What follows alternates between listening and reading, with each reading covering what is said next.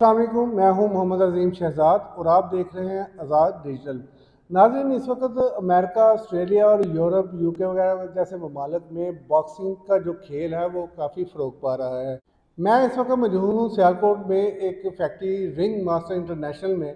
मेरे साथ इस वक्त इस फैक्ट्री के ऑनर इमरान शहीद साहब मौजूद हैं। इनसे हम जानने की कोशिश करेंगे कि बॉक्सिंग गियर्स एंड वेयर्स की कौन कौन सी आइटम ये मैन्युफैक्चर करते हैं, कौन कौन सा मटेरियल इस्तेमाल किया जाता है और किन किन ममालक में जो है इसकी डिमांड है। जी अस्सलाम वालेकुम इमरान वालेकुम भाई, कैसे हैं सलाम। आप? ठीक है, बहुत अल्हम्दुलिल्लाह। शुक्रिया, आपने अच्छा। हमें टाइम दिया है। तो हमें सबसे पहले बताइएगा कि बॉक्सिंग गियर्स एंड वेयर्स में कौन कौन सी आइटम जो है वो एक्सपोर्ट की जा रही है सियालकोट से। सियालकोट से बॉक्सिंग की चार कैटेगरीज हैं basically. Boxing, kick boxing, MMA और मार्शल आर्ट। ये इन तमाम कैटेगरीज में सियालकोट एक बहुत बड़ा एक्सपोर्ट सिटी है। चाइना, मैक्सिको, थाईलैंड और उसके बाद पाकिस्तान। पाकिस्तान इन तमाम कैटेगरीज में अबूर हासिल किए हुए है। इसमें दो किस्म का बॉक्सिंग में दो किस्म का मटेरियल इस्तेमाल होता है, लेदर और आर्टिफिशियल लेदर।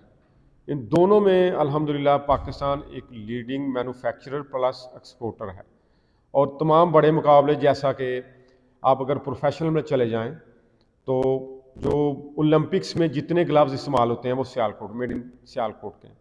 इसी तरह अगर एमेच्योर में चले जाएं तो उसमें जो बड़े बड़े नाम हैं, जैसे मेवेदर, माइक टाइसन, इनके जेर इस्तेमाल जो ग्लव्स हैं ज़्यादातर पाकिस्तान से ही लेदर के बन के जाते अच्छा, हैं। मुझे ये भी बताइए कि जो बॉक्सिंग एक्सपोर्ट कर रहा है सियालकोट से, किन किन ममालिक में इसकी जो है वो डिमांड ज़्यादा है।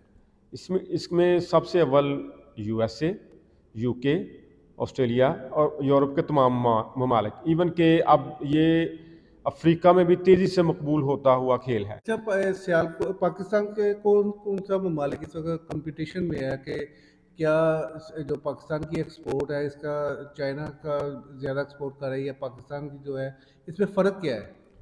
क्योंकि चाइना तो पूरी दुनिया में अपना जो है वो कदम जमा रहा है। असल में ना, चाइना और हमारे में फ़र्क एक है और वो है गवर्नमेंट की पॉलिसी।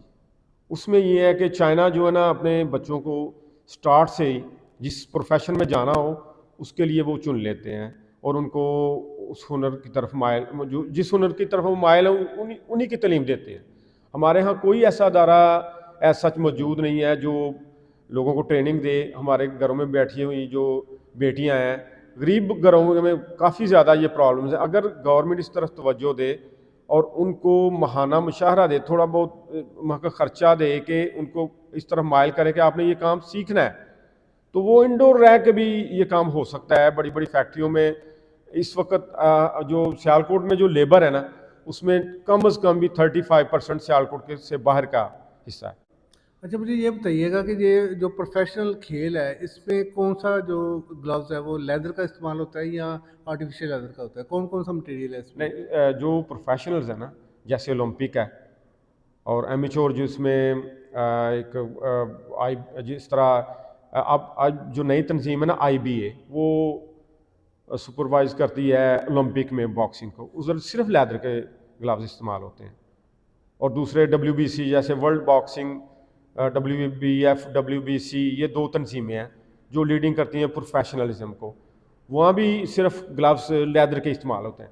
आर्टिफिशियल का जो ग्लव्स है ना, ये जो आर्टिफिशियल का ग्लव्स है, ये बेसिकली लोग जिम ज्वाइन करते हैं या अपने घरों में जिम छोटे बनवा के तो उस पर ये सिर्फ और सिर्फ प्रैक्टिस के लिए। ट्रेनिंग के लिए इस्तेमाल करते हैं, क्योंकि ये एक रिकमेंडेड है डॉक्टर्स की तंजीम की तरफ से कि बॉक्सिंग जो है ना, खसूसी तौर पे बॉक्सिंग या मार्शल आर्ट, ये दिल के जो मरीज़ हैं उनके लिए बहुत मुआफ़क़ है, देखिए, इसकी ट्रेनिंग से जो हार्ट का पेशेंट है उसके लिए रिलीफ होता है। रिलीफ मिल जाता हाँ है। जी।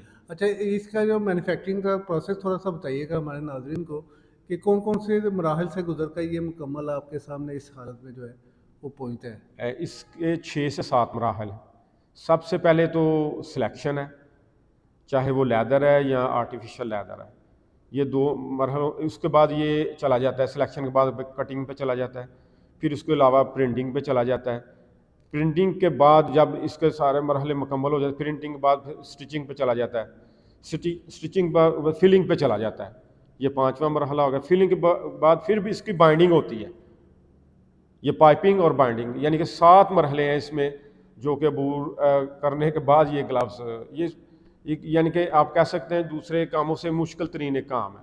अच्छा। इसके लिए बेसिक जो है ना आपको एक स्किल्ड जो हुनरमंद है वो आपको चाहिए बहुत। इसके लिए जिसकी अपने हुनर में पूरी ग्रिप हो वही ये वो तैयार कर सकता है। वो ही आ सकता है। अभी ट्रेनिंग वाला जो है वो मैंने आपसे अर्ज किया कि अगर गवर्नमेंट चाहे ट्रेनिंग करनी, वो ट्रेनिंग के बाद ही इस तरफ आएंगे, लेकिन जिस तरह चाइना पे एक बल्क लेवल पे गवर्नमेंट करती है, हमारे यहाँ इस तरह का रवाज नहीं है। चाहे वो ये जो इनके मशीर वगैरह हैं या उनकी इस तरफ इंटरेस्ट नहीं है।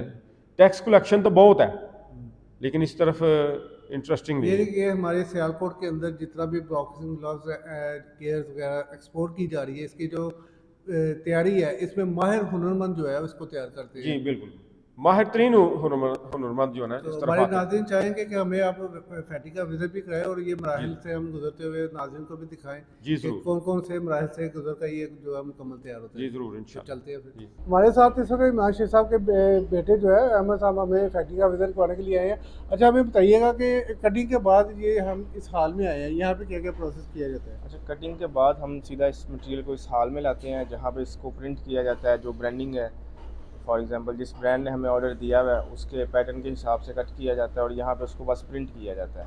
अच्छा, जो प्रिंटिंग के बाद भी स्टिचिंग के लिए जाता है? स्टिचिंग के लिए जाता है वो फर्दर जो है ना सेकंड वो भी पोर्शन में आपको बाद में दिखाते देखते हैं। हैं। अभी हम आपको दिखाते हैं नाज़रीन कि कटिंग के बाद जो लेदर है उसकी प्रिंटिंग कैसे की जाती है, तो ये देखते हैं। ये 2-3 स्पेसिफिक मशीन्स हैं जिस पे हम सिर्फ जो है ना पंचिंग बैग्स को स्टिच करते हैं। ये बेसिकली बस पंचिंग बैग्स के लिए हैं जो डिफरेंट मटेरियल्स में होते हैं। फ़िलहाल तो ये PU फ्लेक्स में है। अच्छा, ये प्रिंटेड मटेरियल को जो है फिर यहाँ पे लाया जाता है। यहाँ पे ये स्टिच होता है।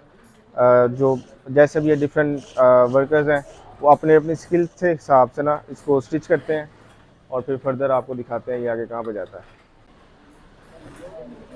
हाँ, तेरी बनवाने ही तेरे बनवा लेने चाहिए। स्टिचिंग के बाद इसको जो शेल्स हैं इसके बॉक्सिंग ग्लव्स के उनको यहाँ पे लाया जाता है। उसके बाद इसकी जो है ना फिलिंग की जाती है। अगर कुछ मशीन मोल्ड्स हैं, कुछ हैंड मोल्ड्स हैं, उस हिसाब से इनकी ना फिलिंग की जाती है ताकि ये शेप में आ जाए। ये तकरीबन कंप्लीशन में है। अच्छा, ये बाइंडिंग एरिया है और साथ जो है ना क्लोजिंग एरिया, वो जहाँ फिल हो के जब आते हैं तो उन मशीन्स पर उनको क्लोज़ किया जाता है। ये मशीन है स्पेसिफिक बाइंडिंग के लिए।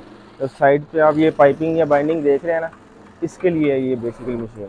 इसके साथ ही जो है ये है जब वो मोल्ड फिल हो के आता है ना, ये भी बाइंडिंग वाली है, वो मशीन सेपरेट है। जब मोल्ड फिल हो के आता है तो वहाँ से उसको क्लोज़ किया जाता है नीचे से ताकि वो उसकी स्पेस बंद हो जाए।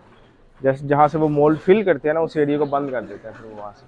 अच्छा, स्टिचिंग कंप्लीट होने के बाद जो बाइंडिंग होने के बाद फिर ये यहाँ पे आता है। यहाँ पे फाइनल चेक किया जाता है इसको। 2-3 वर्कर्स जो है ना, अभी तो ऑफ पे हैं, ज़ाहिर है नमाज का टाइम। 2-3 वर्कर्स जो हैं यहाँ पे वो क्लीन करते हैं उसको और 2 वर्कर्स जो है ना उसको थ्रेड को शेडिंग करते हैं ताकि ये अपने पैकिंग की तरफ जा सके। ये चेकिंग एरिया बेसिकली। इसके बाद ये फर्दर आपको दिखाते हैं आगे पैकिंग एरिया। ये है फाइनल पैकेजिंग। चेकिंग के बाद यहाँ पे आता है, इसको पैक करके साइजिंग लगाई जाती है और फिर इसको बॉक्सेस में डाल के ना बॉक्स कुछ यहाँ पे हैं। तकरीबन अभी तो हाउस फुल है इनका, इसलिए ये पैकिंग एरिया में भी जो है हमने रखे हुए हैं।